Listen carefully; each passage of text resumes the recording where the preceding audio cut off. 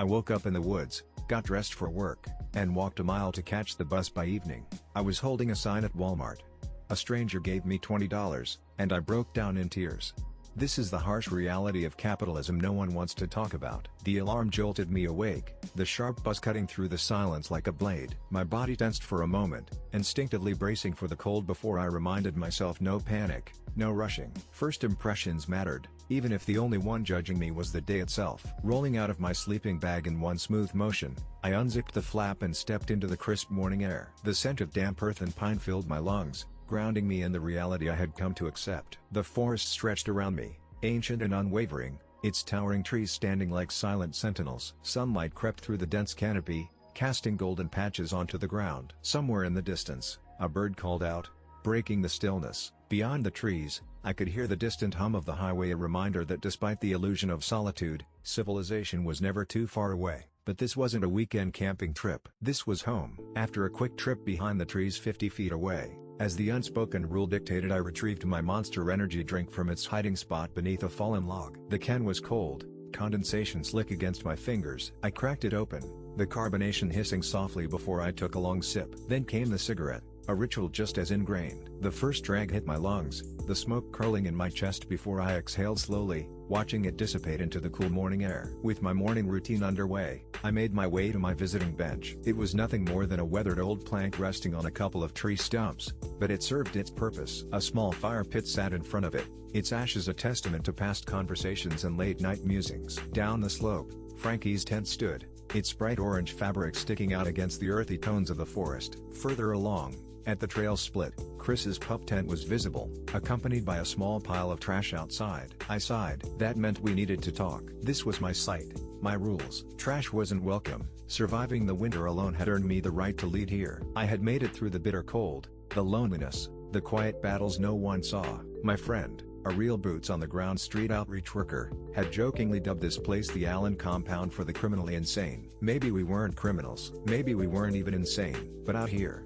sanity was a flexible concept. I took another sip of my drink and let my gaze wander as the forest began to stir. Frankie stumbled out of his tent, his disheveled form a testament to last night's indulgences. He sprinted toward a tree like his bladder was on fire. I barked 3 times in greeting, a habit we had developed over time. Without missing a beat, he threw his head back and let out a loud, exaggerated rooster's crow, his signature move to wake Chris. Sure enough, Chris crawled out of his tent, bleary-eyed and barely functioning. He immediately relieved himself next to his tent. I sighed again.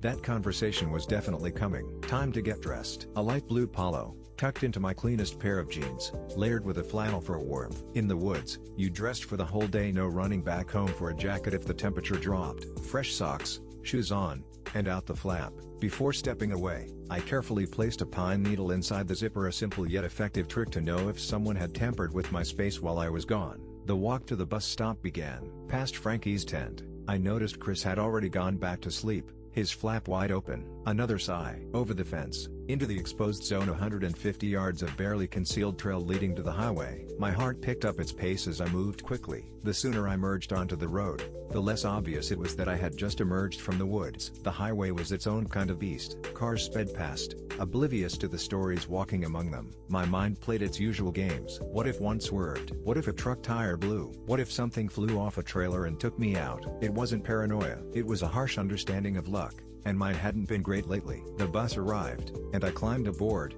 nodding to the driver in quiet solidarity. One working man to another. Coins clinked into the box. Window seat. The city rolled past historic homes with their pristine gates giving way to brown crabgrass yards where kids played barefoot. Then came the strip malls, their banners screaming last chance sales and going out of business lies. Capitalism's carnival barkers, trying to convince people they were getting something for nothing. At my stop, I joined a small group of smokers outside. Nods of acknowledgement. No small talk, I had a job to do. On time was late. 10 minutes early was on time. The anxiety hit as I approached my spot. My hands trembled slightly as I dropped my backpack to the ground and unzipped the compartment that held my sign. My fingers hovered over the cardboard, hesitation creeping in. Shame, embarrassment, and raw determination tangled together in my chest. This was my third attempt. No turning back now. Deep breath. I pulled the sign free and turned to face the oncoming cars. Bold letters declared my truth: traumatic brain injury. Beneath it, In smaller script, please help. The weight of it crushed me. This was my life now, standing on a patch of grass outside a Walmart,